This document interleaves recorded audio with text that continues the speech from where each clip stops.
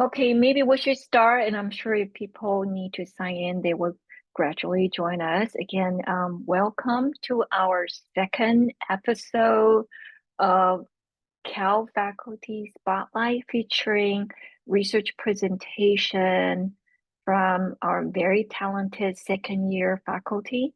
And so today's panel presentation featured three second year junior faculty. So the first one will be Dr. Taofeeq Adebayo, and from the English department, and the second speaker will hear from Dr. Raisa Alvarado from the Communication Studies department, and the third one will be Dr. Sarah Dowman from the World Language and Literature. So today's presentation, I think definitely has that kind of global feel to it, and then each one of them will share their insight and their research interest. And I would not be amiss without acknowledging some of our team members. Emily McKellar for organizing and also preparing the publicity for our Cal Faculty Spotlight Series. And also I want to thank Diana Vilacruz and also Paris Face from our team, our dean's office, for helping out preparing our faculty spotlight series. And also I want to thank Dr. George Thomas from the World Language and Literature Department for serving as our facilitator for today's presentation. And also I want to thank all the audience for attending our presentations, because I appreciate you making the time. I know we all have very hectic schedule, so I want to thank you for making the time to hear our three faculty's presentation today, and so they could share their research insight with us. And we'll have time for the Q&A, so feel free to ask some questions as well. So without further delay, then I will then just yield the floor to Dr. George Thomas, who will facilitate today's presentation. Thank you. Thanks, Rayling. Since we don't have a lot of time, I'll go ahead and introduce our first presenter, Dr. Taofeeq Adebayo, an assistant professor in the English department here at CSUSB. Before joining CSUSB, Dr. Adebayo was a Fulbright Fellow at NYU and a Fellow of the Andrew Mellon Fellowship in Community Engaged Scholarship at Tulane University, where he got his PhD in linguistics. His research primarily engages with the literature on the globalization of English and examines its far-reaching effects in the languages of West Africa, and how the resulting changes and variations are constrained by social and geographical factors. He also explores how this phenomenon can shed light on issues of theoretical interest in syntax and phonology. Dr. Adebayo has an ongoing community-engaged project called Science in Yoruba that seeks to make general STEM knowledge available in Yoruba language. The project translated a basic science textbook into Yoruba and taught it at 3 schools in Nigeria from 2017 and 2019.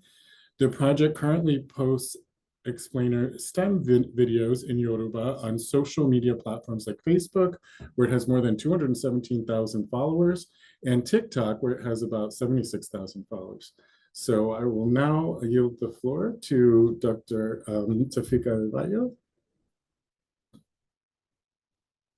Thanks a lot for that introduction, and thank you all for being here. So today I am going to be talking about my ongoing work, a paper that I'm currently working on titled What Contact Did to Yoruba Syntax. But I thought that it would be useful if I mention briefly about my research, if I provide an overview of the kind of research that I do, and I'm going to do that very, very fast. So, but if there is any question about that, I'll be happy to respond to it. So at the center of my research is the Yoruba language and the English-Yoruba contact situation. And I asked 3 broad questions in relation to this situation and the language. I wanted to know how the Yoruba language and the English-Yoruba contact situation, what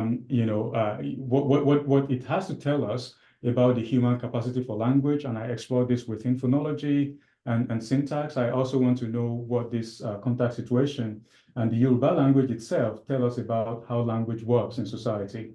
And both of those two questions lead to the third one, which is, how can we use knowledge of linguistics to do some kind of community engaged work that leads to linguistic justice. And I'm going to provide a little bit of some of my research in this regard. So a paper titled Women's Language or Powerless Language, Insight from Yoruba, that was published in December 2022 is an example of my work in the area of social linguistics and discourse analysis. And I also have two papers that I'm going to be working on, one in the summer. I already got the fellowship for that, and another one in the fall. I have applied for mini grants, and hopefully I will get that and be able to work on that as well. In the area of community engaged and applied linguistics, my science in Yoruba work is an example of work that I have done in this regard. And I also have a paper that is under review, which conceptualizes the indigenization of modern STEM for the African public. So the third aspect of my research, which is theory, is in phonology and syntax, and my paper that was published last year in the Canadian Journal of Linguistics is an example of that. And so the work that I'm talking about today, very briefly, is also fall within that theory, syntax and phonology. Now, let us learn some things about what contact has done to Yoruba syntax. The English-Yoruba contact situation has led to, a lot of phenomenon in which the Yoruba grammar, the Yoruba syntax phonology is shifting.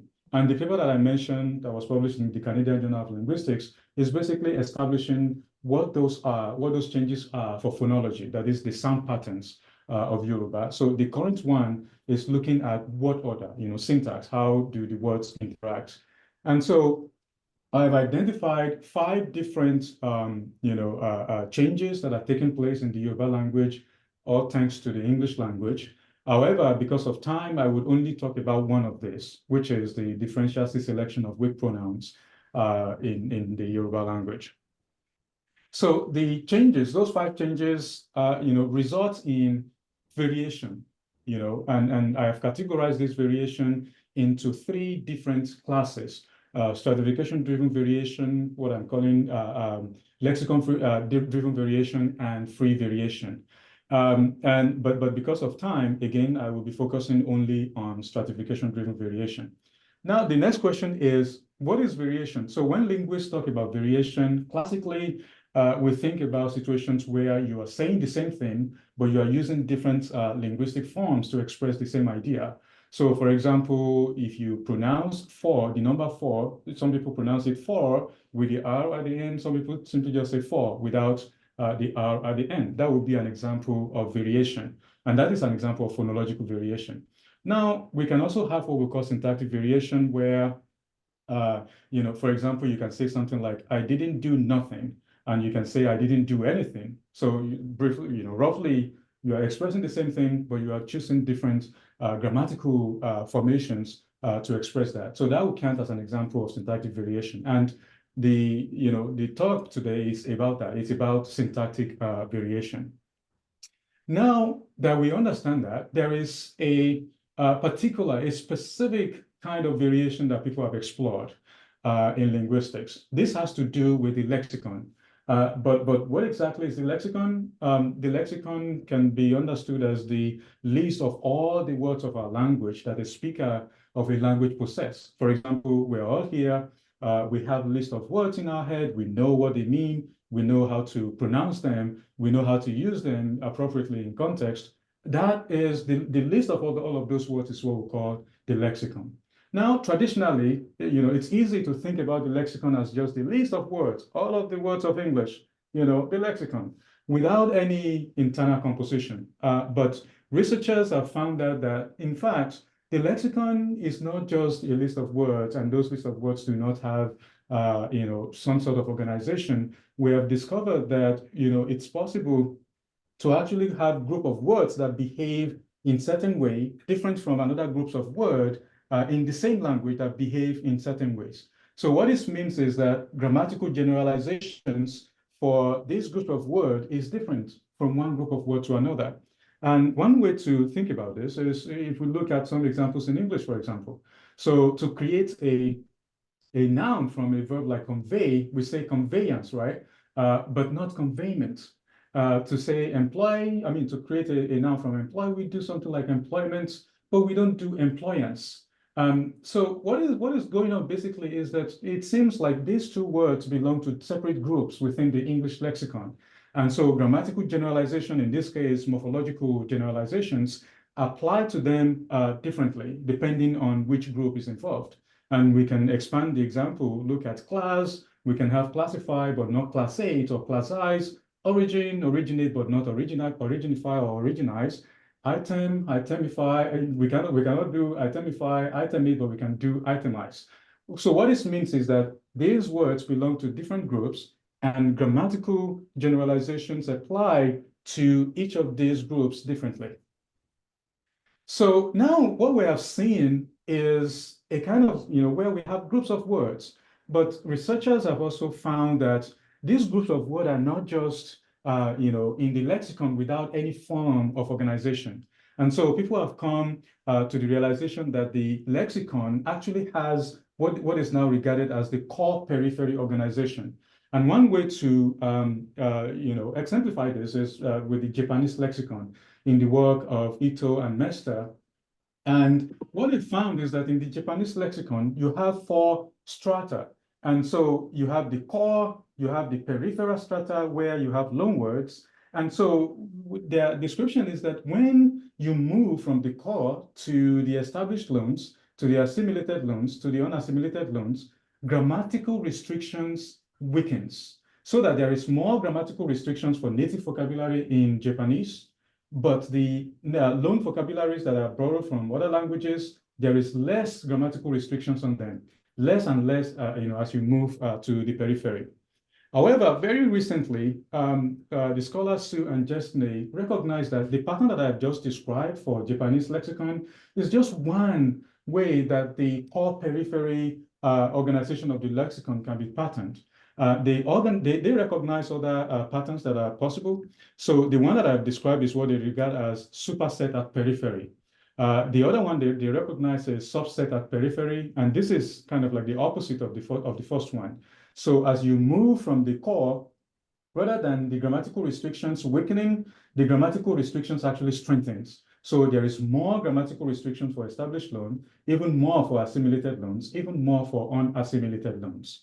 And so another one that they recognize is divergent repairs. And divergent repair basically means that if there is a structure that is forbidden in a language, it is resolved differently in that language. Maybe in the core, it is resolved in one way, but in the periphery, it is resolved differently. One example to think about this is the English language doesn't permit the sequence ter and sir, for example, in tsunami. So we don't say tsunami, which is a word that is borrowed from Japanese. We say tsunami by just removing the T. That is one way of resolving a grammatical anomaly in a language. So what is going on here is that in that situation, the core may actually resolve that problem differently than the way it is resolved in the periphery.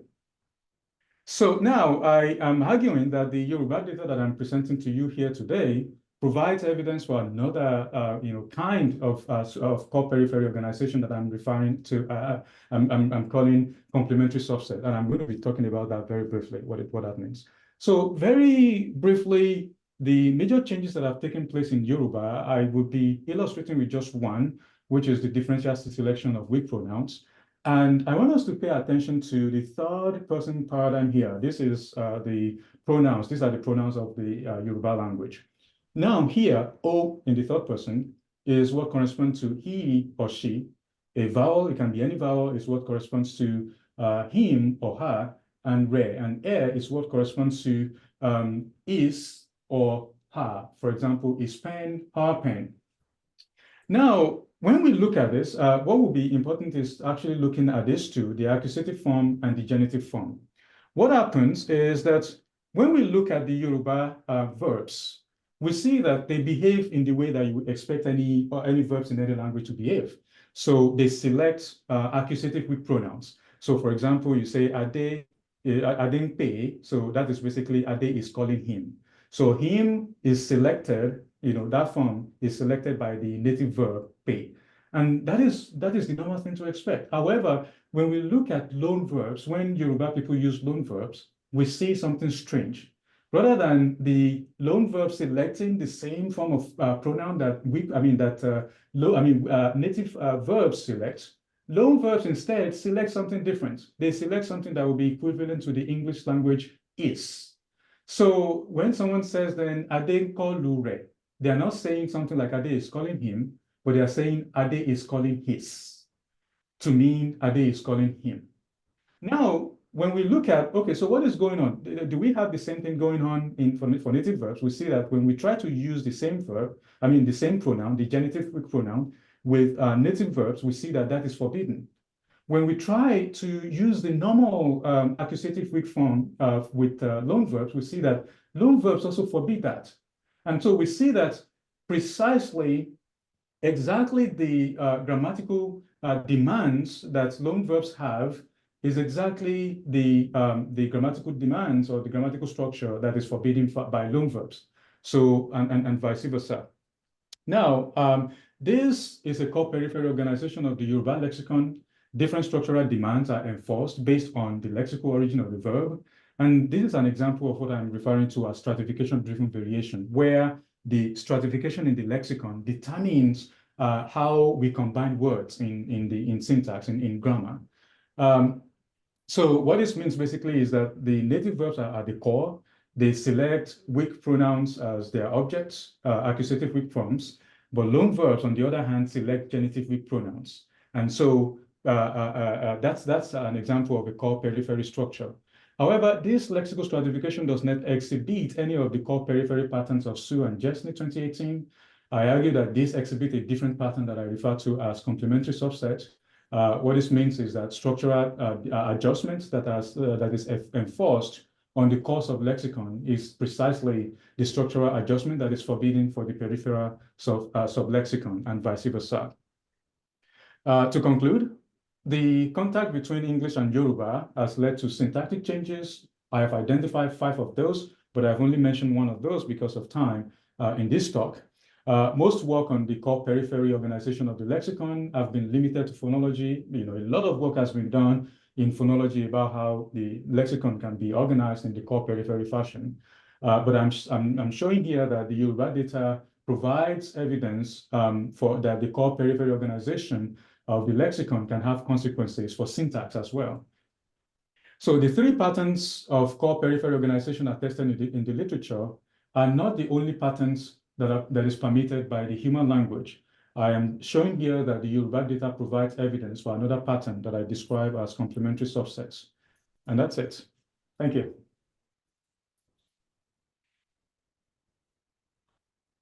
By the way, I wanted to mention that I may not be here for Q&A because I teach at 12, but if you have questions, I will be happy to look at those in the comment section.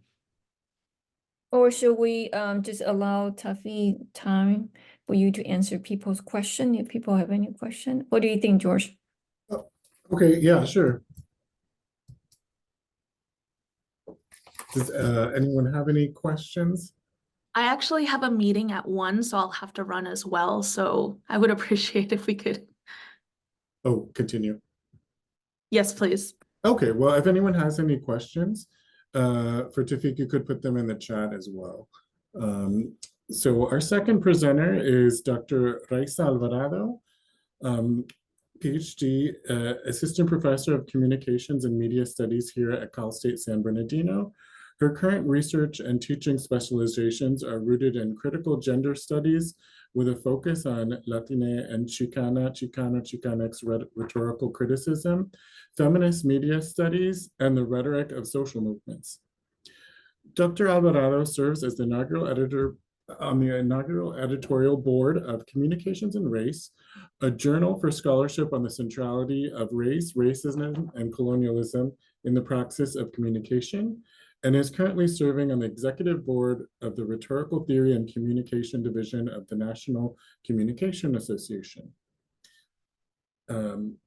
Most recently, Dr. Alvarado was nominated Vice President for the Organization for Feminist Research on Gender and Communication. So I'll now yield the floor to Dr. Alvarado for her presentation. Thank you so much. Let me go ahead and project this real quick. I'm going to do the cliched, can everybody see my slide? Yeah? Okay, perfect. Hi, everybody, and I apologize for cutting it short. I know we're all just crunched for time, and I want to make sure that I'm able to get through the presentation with my colleagues.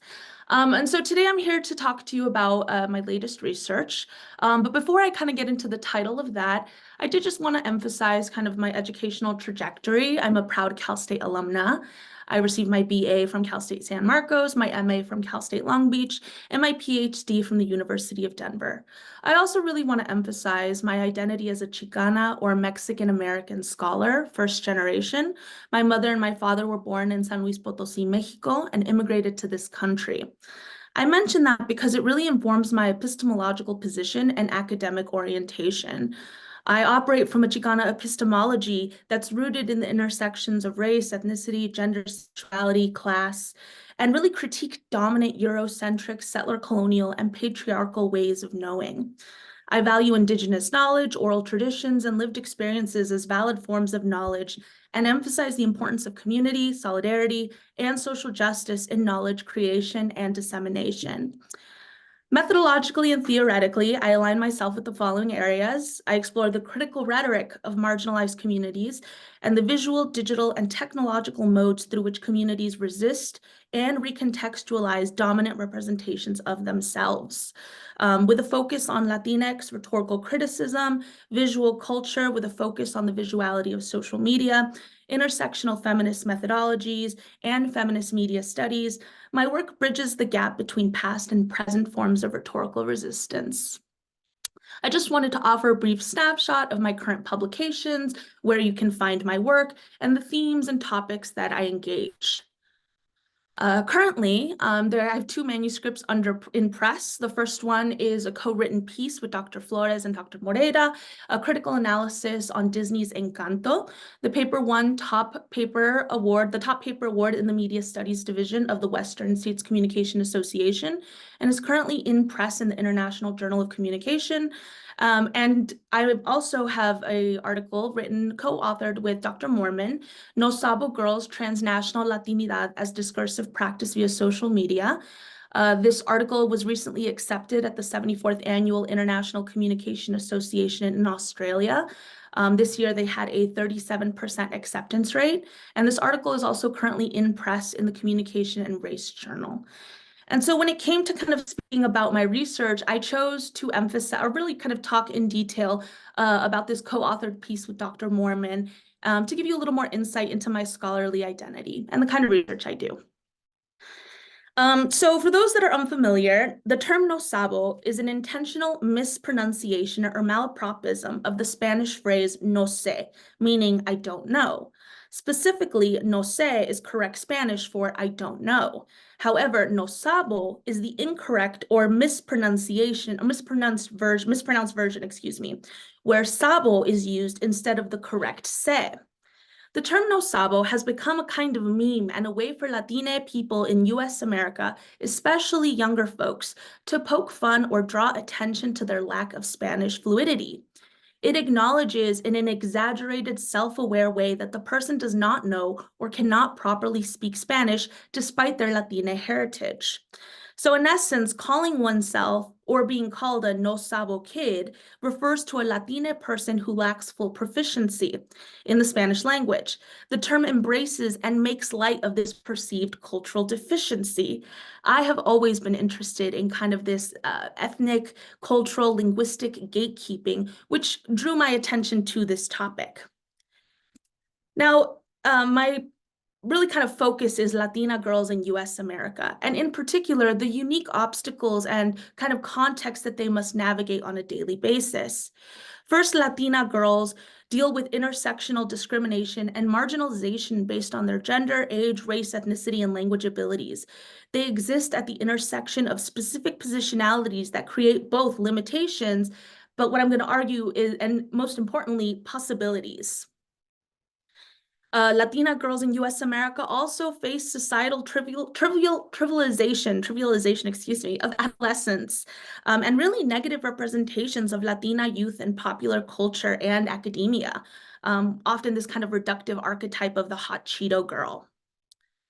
Latinas in U.S. America also deal with pressures and unrealistic expectations around maintaining an authentic Latinidad and Spanish fluency. Those labeled no sabo for not knowing Spanish well face stigma within Latina communities.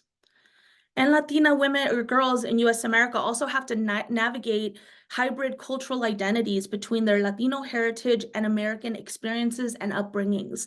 Latinas often face a crisis of logical placement in terms of where they fit racially and ethnically. Now, my interest in this topic also came about because of my TikTok algorithm. For those of you that are unfamiliar, TikTok is a social media platform that facilitates mobility and connection. Is a hugely popular social media app that allows users to create, share, and watch short videos. The application was launched in 2017 by the Chinese company ByteDance, and it became one of the fastest growing apps of all time. Especially within younger Americans, as of 2023, it has over 1 billion active users. And so we read TikTok as a transnational landscape for the following reasons. Number one, TikTok facilitates mobility, connection across borders. Its user videos are shared internationally and can connect different cultural groups transnationally. TikTok memes also allow users to intertwine their individual messages with popular templates that spread transnationally. The memes enable transnational diffusion of cultural narratives. TikTok also is read as a transnational landscape, as Latina girls on TikTok are engaging with the platform from their own transnational positionalities that span borders, languages, and hybrid cultural identities. In short, TikTok really enables trans-border mobility, diffusion of transcultural narratives like, and the focus of this paper, the No Sabo meme. It provides a digital third place for transnational self-expression by Latina girls. And so this paper really looks at intersectional challenges faced by Latina girls and the ways that it necessitates amplifying their voices and experiences through platforms like TikTok memes. And so this study analyzes how Latina girls use the No Sabo meme on TikTok as a form of creative expression that translates, transmutes, and transgenerates new meanings of Latinidad. Really quickly, Dr. Mormon and myself both identify as Mexican American, and what drew our interest to this topic is what was algorithmically really kind of targeted towards us. We were seeing No Sabo on our For You pages, with kind of warranted our curiosity. Once we were interested in the topic, we were collecting videos using the hashtag No Sabo and No Sabo Girl. We then expanded to include other TikTok public videos with the No Sabo audio meme or No Sabo text, but that didn't necessarily have the No Sabo hashtag. And ultimately, we narrowed our research to 200 videos specifically by and about Latina girls. We conducted an inductive critical analysis looking for patterns and anomalies in the videos. We evoked kind of horizontal intertextuality, comparing similar No Sabo meme videos to each other to explore how sociocultural discourses are challenged and changed. And we also considered our own positionalities as Latina researchers who were, again, algorithmically targeted in terms of this particular meme.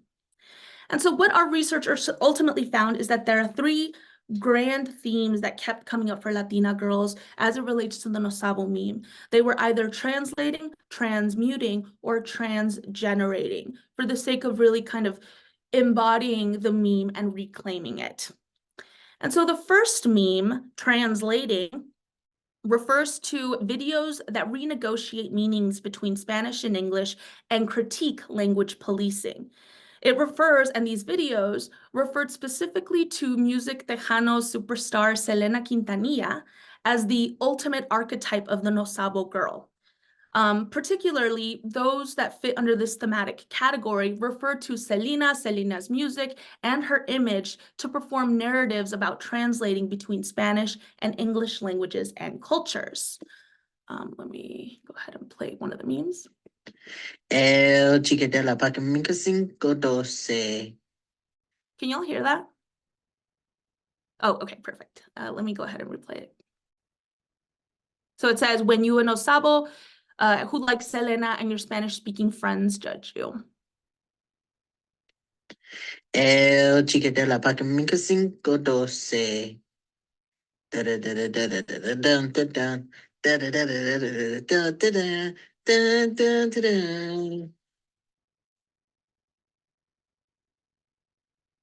Shut up. I don't even like you.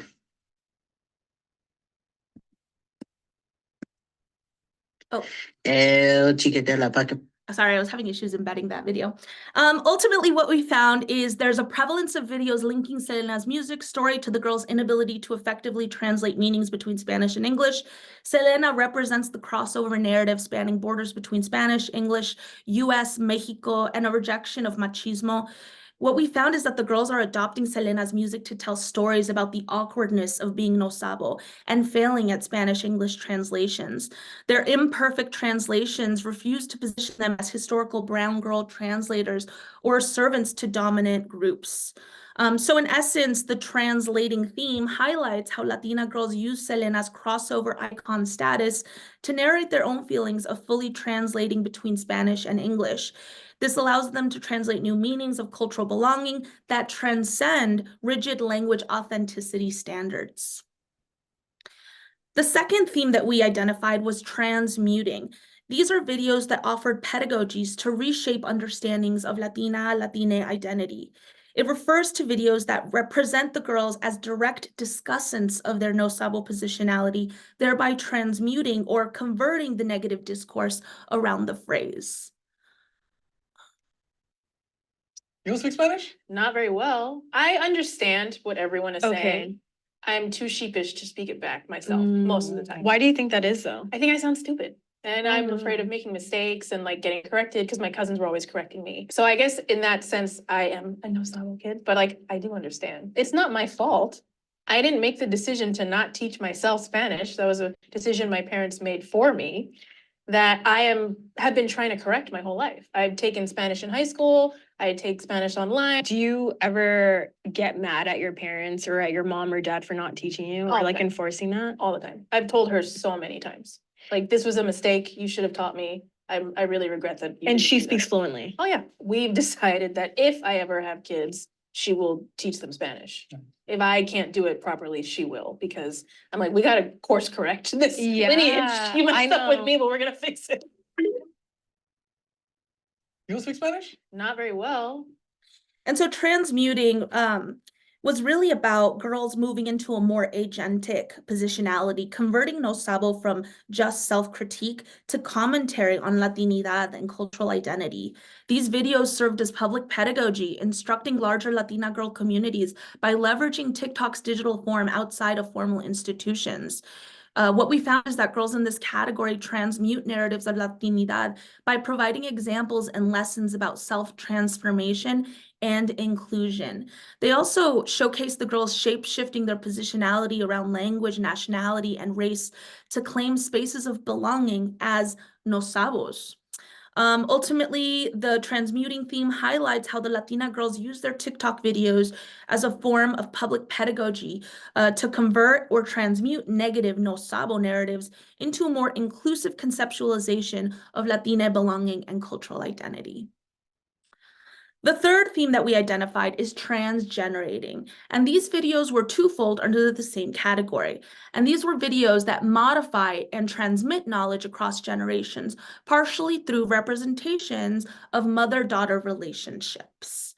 And so I'll showcase both iterations. Hola, mamá. Okay, yo tengo mucha hunger. Y si no me das food ahora, le voy a decir a Dad. Y Dad, cuando él sepa, él va a estar bien angry. Y me va a llevar a mí a la tienda y no te va a llevar a ti al store. Así que te odio. You are the worst. The moss I hear, pow, pow, pow, pow. La corre allá afuera, pero cuando la coró, se fue para allá. Mi homie está allá. Hola, mamá. Okay, Más yo ayer. tengo mucha hunger. Y si no me das There's so much going on.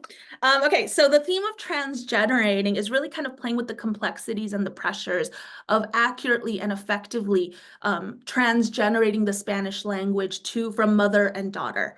And so what we found in this kind of meme interpretation is that the videos are really about transgenerating messages and traumas that Latina girls and women face around kind of how do we teach Spanish accurately and the fluency of it, and what does it mean if we don't accurately translate or pass that down to our daughter.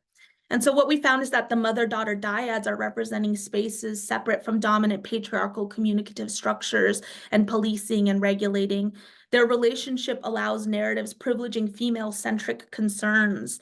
And these are, videos subvert this expectation that Latina mothers must enforce Spanish fluency by showing unconditional acceptance of no sabo daughters. And so what the theme really showed us is that there's mothers model strength, solidarity, self-assurance against oppressive institutions in the videos.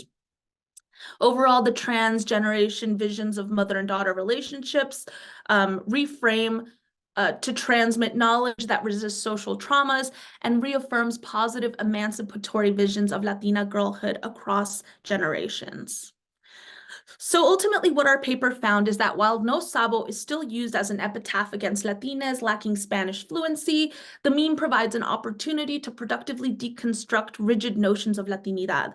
Latina girls leverage their transnational positionalities on TikTok to promote self-efficacy, narratives that expand conceptualizations of Latina belonging.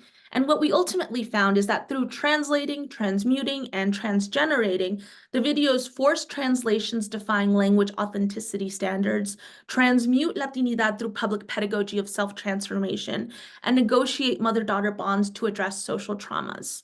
Rather than approach this topic from the deficit, we really are paying attention to how Latina girls harness TikTok's transnational possibilities to challenge gatekeeping around authenticity and author expansive, emancipatory meanings of cultural identity through girlhood through digital narratives.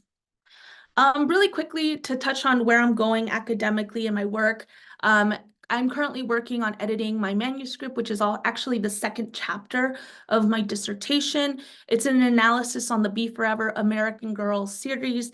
What I'm really interested in is interrogating this kind of luxury doll brand and the historically accurate, in quotation marks, narratives that accompany each doll. And what I really analyze is the ways that children's literature really reinforces this kind of settler colonial revisionist history that's really problematic for girls who aesthetically see themselves in the dolls, but the narratives reflect, again, very kind of settler colonial ideologies of American kind of identity.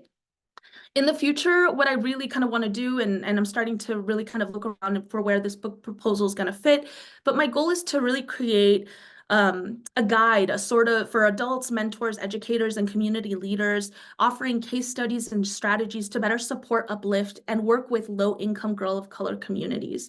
And so kind of a working title for a book, Sisterhood Through Difference, the Agential Potentiality of Other Girlhood. And so that is kind of the ultimate project. At least for the next kind of 5 years, praxis is of the utmost importance to me, and I work intentionally to bridge the gap between theory and on-the-ground application.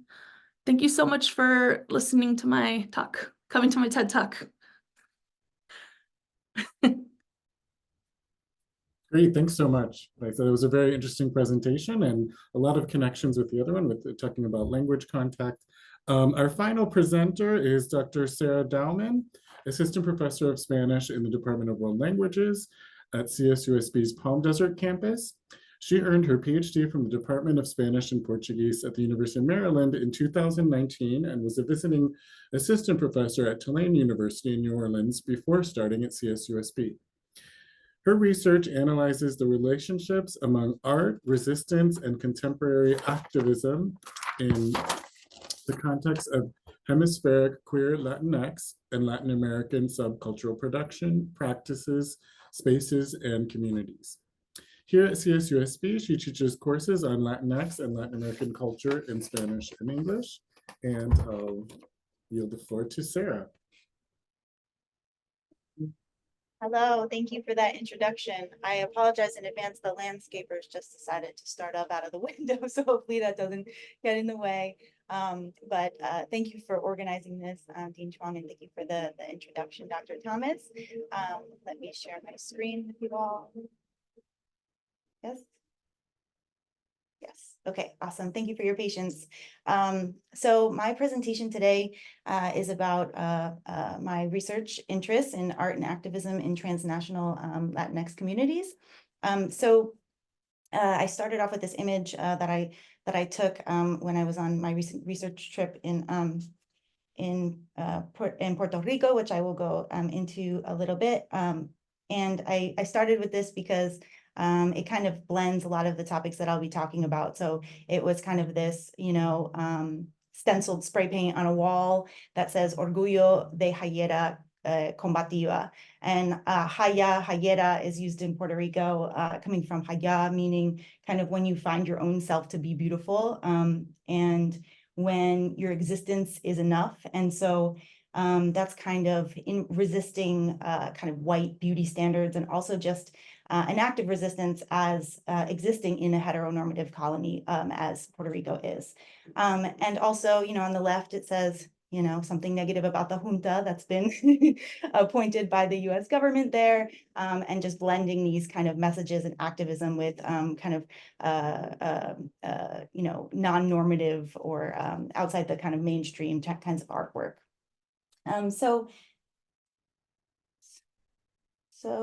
Oops. So here I just have a quick outline. I'm going to do a brief, I know we're kind of cutting it short now, but I'll do a brief research overview. We'll talk about my current research projects, and then briefly talk about the intersections between my research and teaching. So I'm going to be talking about my two current projects,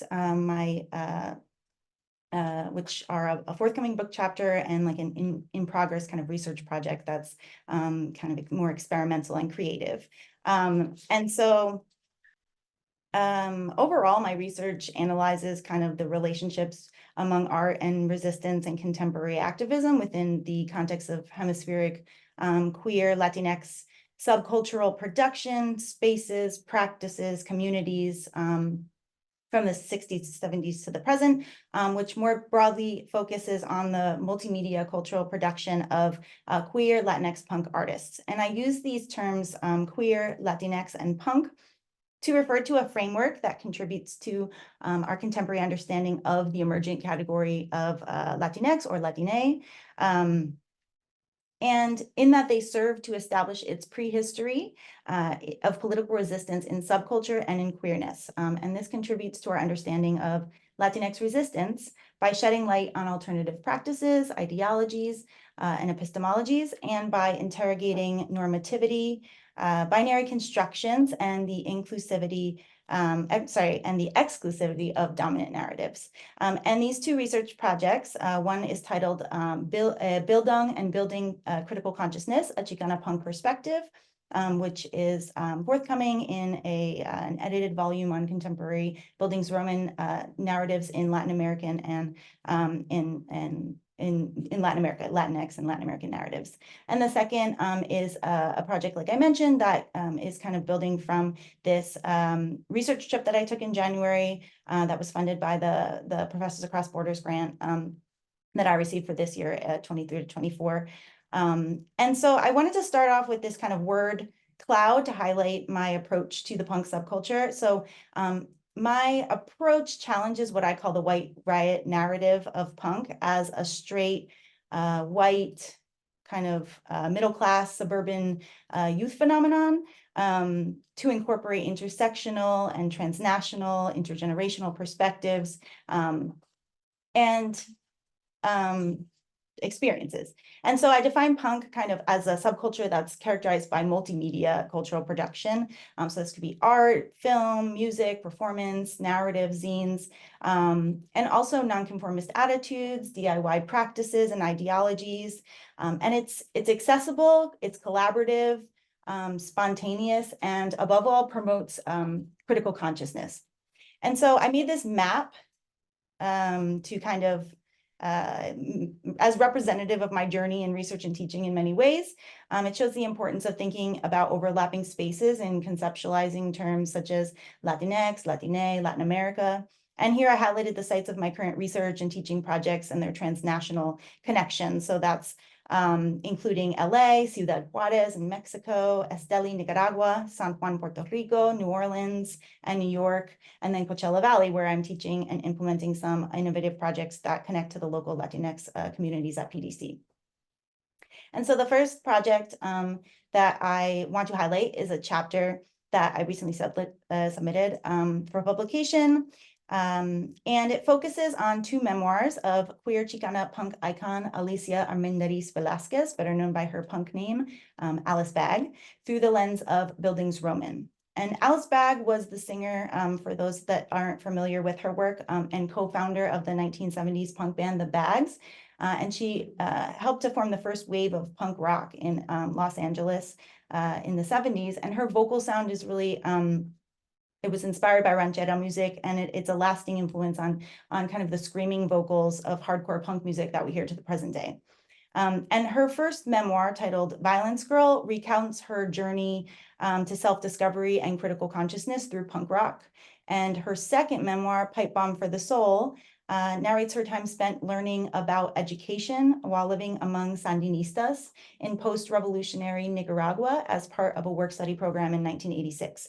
And so I conduct close reading and intermedial analysis of these two texts. And in Violence Girl, I analyze Bag's formative years growing up as a queer Chicana punk in East LA, and her experiences with brutal domestic violence, oppressive English-only practices, her witnessing of the famous 1970 Chicano moratorium, and her involvement in the budding punk rock scene. And then while in Pipe Bomb, I focus on her personal experiences while working with the Sandinista literacy campaign and living among women comandantes in Nicaragua, and her politicization and conceptualization of a punk pedagogy in the context of Paulo Freire's pedagogy of the oppressed. And this project highlights the influence of punk on the development of critical consciousness and engagement in social change by drawing links between art, resistance, activism, and pedagogy. And my second project that I'm highlighting I'm currently working on is titled Flaquear no es una opción, Community Building and Activism in Puerto Rico's Underground Art and Music Scenes. And this stems from a research trip, like I mentioned, that I took to Puerto Rico this last winter, funded by the Professors Across Borders grant. And I conducted interviews and researched kind of alternative archives to document the intersections between underground DIY, queer punk spaces, and social activism within the greater San Juan area. And my findings from this research trip will contribute to a digital humanities project that I'm building to document queer Latinx American punk and DIY spaces. And I'll be presenting this project in more detail at the Professors Across Borders workshop on April 11th, but here's kind of an overview and a few photos that I took on my trip, which primarily focuses on two barrios of the greater San Juan metro area, Santurce and Rio Piedras. And here I have a few images that I took, one of the Puerto Rican resistant flag, one of El Local, one of the places that the kind of famous punk activist venues that I visited. And this is down here is Paseo de Diego, kind of a walking street that has now turned murals. And so here I have on the bottom right, I have the map that Google map that I kind of used and built to map out my trip. So it's kind of this like work in progress that I brought around with me and took notes on. And so you can kind of see where I moved around in this trip. And so the first neighborhood, barrio, is Santurce. It was previously known as cangrejos or crabs. And it was originally settled by native Arawaks, but was formed in the 18th century by a community of free Blacks. And it's known for historically being a very racially diverse barrio, and it has a very large immigrant population. but recently it's been experiencing very rampant displacement driven by Act 22 and Act 60 by tax incentivized foreigners, specifically American developers and crypto investors, but also by the tourism industry and increasingly short-term rentals. And Santurce is known as the art district. It's home to the Museo de Arte Contemporáneo de Puerto Rico, the art museum, which had an excellent exhibition on Puerto Rico Negrex, they wrote. Also the Taller Comunidad Lagoico, which is the images that I have here, which had an excellent, was a previously abandoned, or was a previous school that was abandoned, and the community took it over and revived it. It's now dedicated to empowering the local community through educational programs and cultural workshops and health initiatives. I visited, there's like plena workshops, a community garden, and also here they have on it says, welcome on Calle Luisa, people live here. So there's these kind of messages of resistance and anti-colonialism, anti-gentrification, displacement all over Puerto Rico. And you can kind of see the Three Kings also, it was right during the celebration. But this Santurce is also the site of the annual Santurce's Ley Music Festival, Mural Festival in La Calle Serra. And that has inadvertently also intensified gentrification and tourism. Also El Local de Santurce, which I showed you the image before, which regularly hosts punk bands and queer events. But it also acted as a refuge, a makeshift first response center, and a community kitchen post-Hurricane Maria in 2017. They also raised money for local artists and creatives and service industry workers in need during the COVID-19 pandemic, and they hold events in support of all sorts of protest movements against government corruption, gentrification, and the island's ongoing colonial status. And the title of the project, Flaquear no es opción, wavering is not an option, is the slogan of El Local. And the second is Rio Piedras, which is the home of the largest campus of the Public University of Puerto Rico system, where I actually studied during my first study abroad experience as an undergraduate.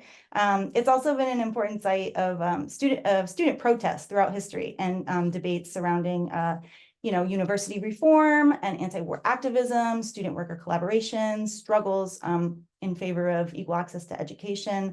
And in addition to the university, Rio Piedras is home to Paseo de Diego, which is a pedestrian street that used to be filled with these small kind of mom and pops owned stores. And it led out to this big open air market. But more recently, it's a site of another boom of muralism that covers mostly abandoned buildings, some of which have been taken over guerrilla style, such as Paseo 13, an artist workshop that puts on art festival called Arte Basura, Art Garbage, that I stumbled upon while exploring this, and I heard punk music coming out of this kind of seemingly abandoned building. There's also another punk venue right at the opening of Paseo de Diego, which holds events that support local and global activist causes called Club 77.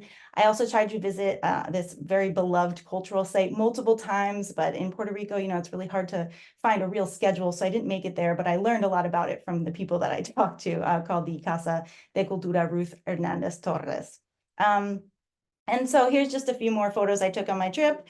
Overall, I was really struck by the intersections between many of these spaces and their grassroots autogestión approach, or kind of, it's hard to translate, like kind of do-it-yourself plus self-management, like this very empowering term that everyone was talking about, approach to building and supporting community in what is now a modern day colony, where you can really feel kind of the collective consciousness and the resistance against efforts from outsiders to have what is talked about to be a quote Puerto Rico without Puerto Ricans. I made some really great contacts. I'm excited to put my findings together. So this is still very much a work in progress.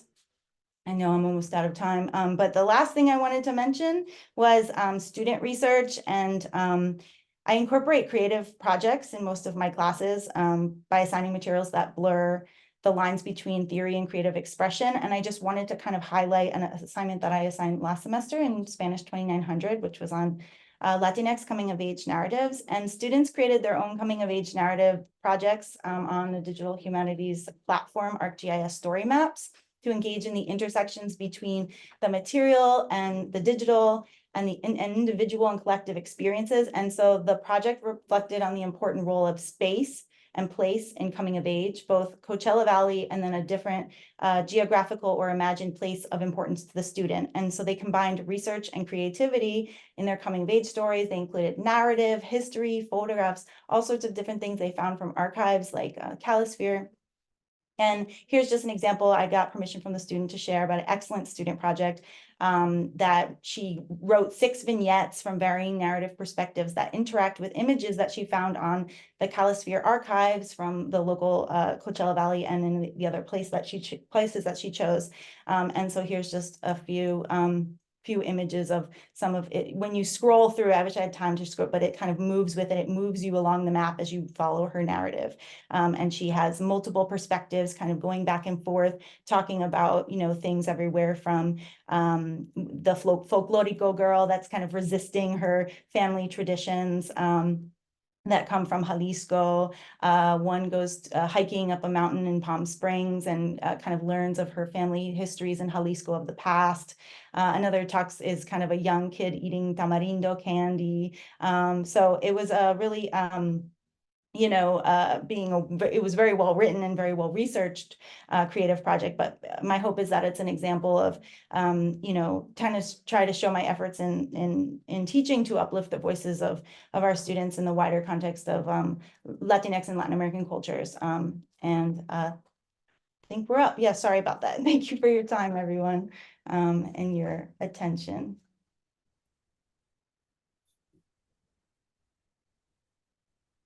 Great. I think a lot of people had to leave because they taught at 1, but very interesting presentation. Thanks to all the presenters. I think Taofeeq left.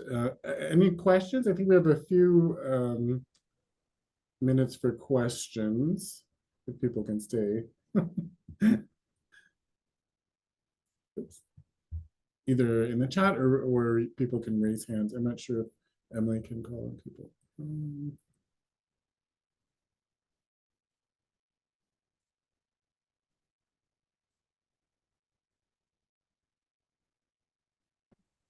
No, no questions. Sarah, Oh. This is Guillermo. Sorry, I think my camera was off. I'm just gonna.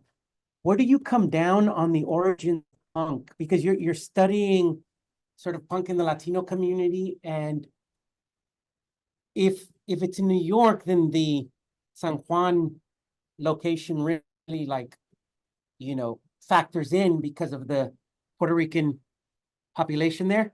But if you go with the LA version, then the Chicano community factors and I think both communities factor very heavily either way, but I just would like you to speak to that, if you could. Yeah, thanks for the question. And thanks for coming, Guillermo. Yeah, so I mean, we could complicate that even more. We could look at Peru and Los Saicos, right? There's so many different narratives of the beginning of punk. So,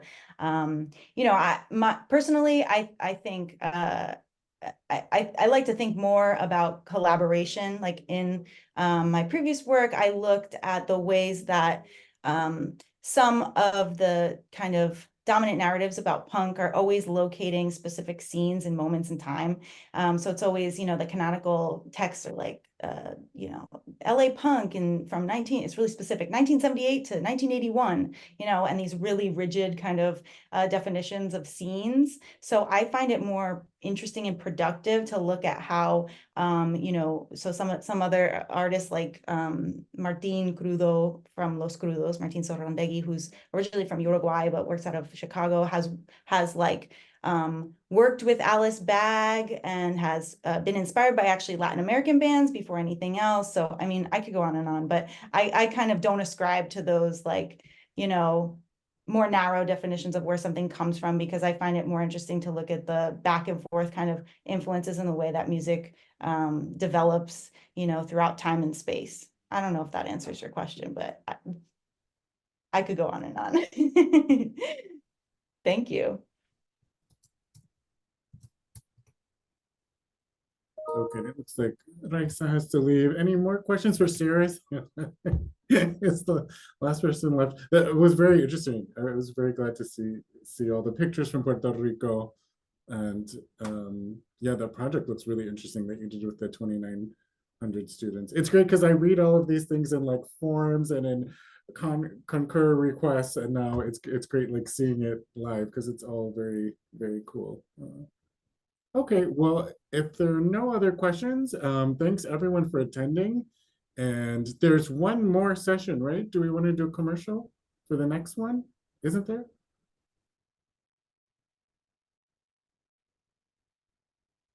Oh, is there one more, Dean Chuan, new faculty spotlight? Yes, Okay. there's one more. I don't have my, hold on a second. I don't have my phone. I think we have one last one. Emily, when is our last one? I think it's in April. After spring break. Yes, after spring break. It's again, it's one of those Thursdays. Just watch out for our campus Yeah, announcement. Look for the announcement. We hope to see a lot of you there. And thanks again to our presenters this time. It was a great hearing about all your research, and there was a lot of connections between them as well. So it was very interesting. Mm-hmm. Yes, each presentation is so great. So again, thank you all. Thank you, George, for facilitating. And again, thank you, Emily, for preparing the publicity and help organizing this wonderful presentation. All right, thank you all. All right, so Thank you. look Thank you out very for our much. campus announcement for the third episode of our second year faculty's presentation. Awesome. Good job. And Thank you so again, much. thank you, Sarah, for your great presentation, and Raisa as well. Was a great. Take care. Bye-bye. Very good. Yeah. Bye. Bye-bye.